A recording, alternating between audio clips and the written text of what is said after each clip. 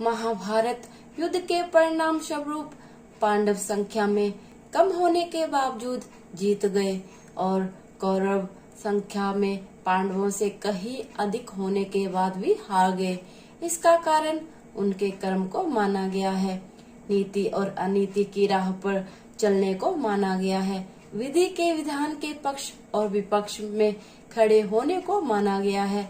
पांडव युद्ध जीत गए और श्री कृष्ण ने पांडवों में सबसे बड़े भाई युधिष्ठिर का राजतिलक करा दिया। आज की इस वीडियो में मैं लेकर आई हूँ महाभारत युद्ध के बाद 9 बड़ी घटनाएं हुई थी जिन्होंने युग को बदल कर रख दिया। आइए जानते हैं। महाभारत का युद्ध जो वर्तमान हरियाणा राज्य के कुरुक्षेत्र में लड़ा गया था, मानव इतिहास में अब तक लड़े गए सबसे भयानक युद्धों में से एक माना जाता है।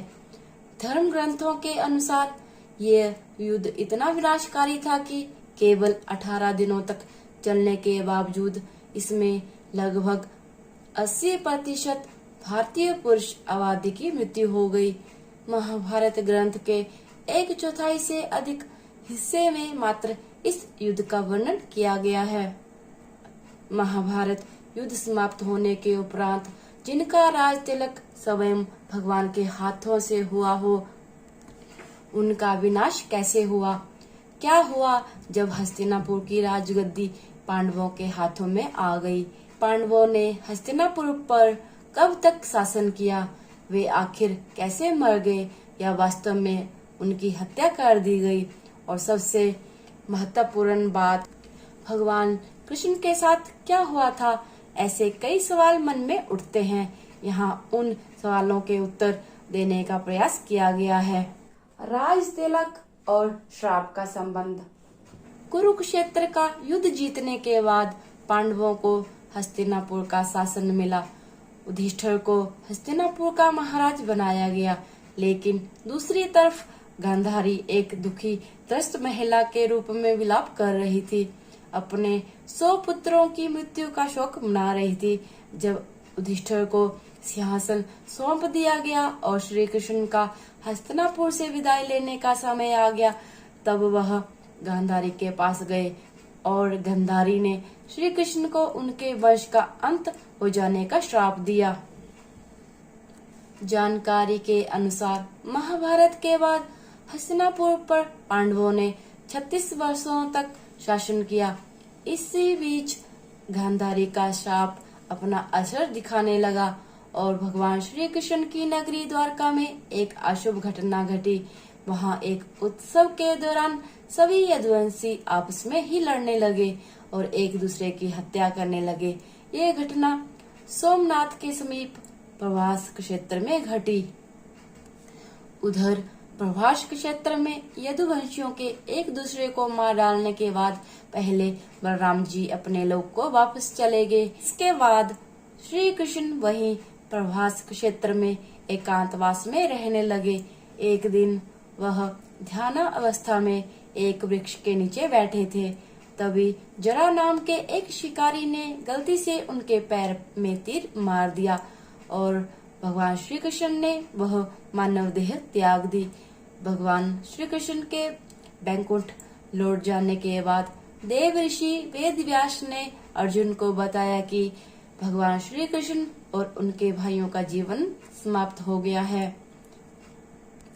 जिस दिन भगवान श्री कृष्ण बैकुंठ को लौटे, उसी रात को 12 बजे से कलयुग का प्रारंभ हो गया। वेदव्यास जी से श्री कृष्ण के प्रयाण की सूचना मिलने पर युधिष्ठिर अपने पड़पोत्र परीक्षित का राज तिलक करते हैं, फिर अपने सभी भाइयों और द्रौपदी के साथ हिमालय की ओर चले जाते हैं। महाभारत के अनुसार हिमालय से स्वर्ग चले जाते हैं और इस यात्रा में एक कुत्ते के रूप में आए यमदेव उनका मार्गदर्शन करते हैं। जैसे जैसे सभी पांडव हिमालय पर ऊपर की तरफ चढ़ते हैं, वे एक एक गिरने लगते हैं और उनकी आत्मा उनका शरीर छोड़ने लगती है। यह क्रम द्रौपदी के साथ शुरू होता है और भीम की मृत्यु पर समाप्त होता है। उनकी मृत्यु के कारण उनकी इच्छाओं, आकांक्षाओं और उनके गर्व के कारण होने वाली परेशानियों से जुड़े हैं। केवल युधिष्ठिर ही थे जिन्होंने किसी भी चीज पर गर्व नहीं किया।